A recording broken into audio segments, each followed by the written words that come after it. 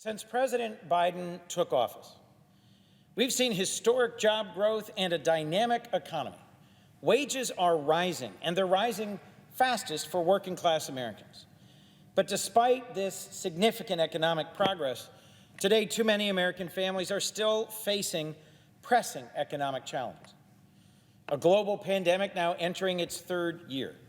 Ongoing disruptions to international supply chains that result in rising prices.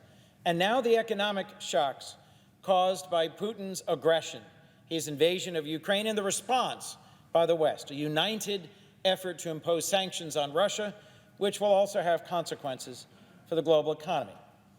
The Federal Reserve exists in part to address issues just like these.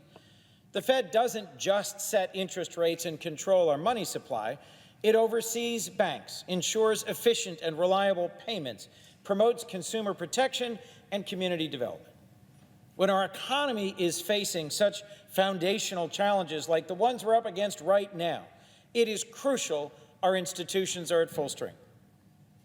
The Fed is at its strongest with a full board of governors, and President Biden has nominated 5 of the finest economic and legal minds our country has to fill its vacancies. Jerome Powell to serve as chair, and Lael Brainerd to serve as vice chair, both folks who have ably guided our economy in the years they have served at the Fed. Sarah Bloom Raskin, who I know from college, who's been nominated to serve as vice chair for supervision and has demonstrated through a long career in public service at both the state and federal level to be a highly competent regulator who's advanced a financial system that would work for all Americans.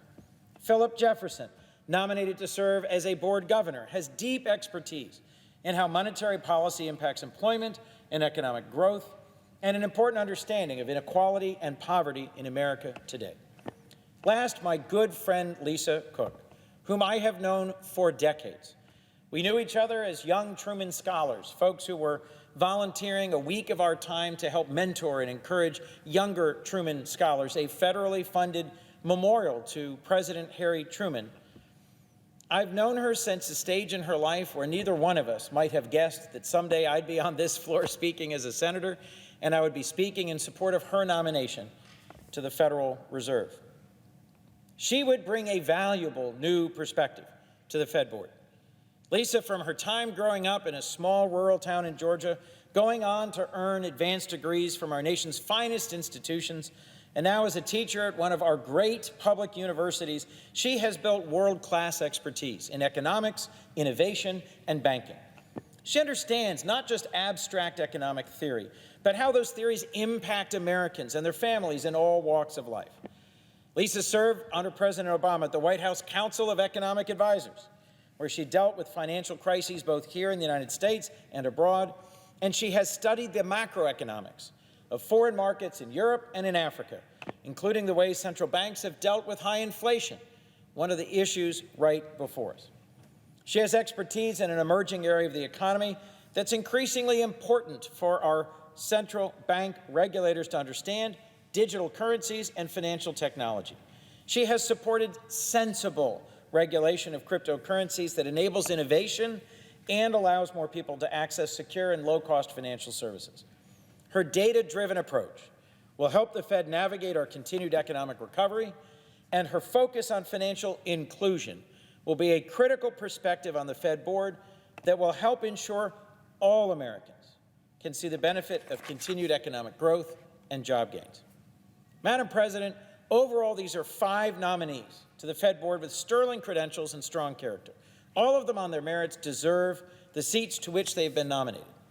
I respect the desire on the part of my Republican colleagues to conduct a full evaluation of these nominees, and all 5 of them have responded repeatedly, fully, and with transparency to the hundreds of questions that have been pressed to them. They have answered all the questions put to them. The time has come to advance and confirm these nominees, and I call upon my Republican colleagues to allow a vote to proceed. To block a vote in the Banking Committee of this Senate by simply denying a quorum is no way for this allegedly greatest deliberative body in the world to conduct itself. If we are in fact facing the crisis of inflation and rising prices, The Federal Reserve Board must have its full membership. So, my colleagues, please stop blocking these capable and qualified nominees and allow them to proceed.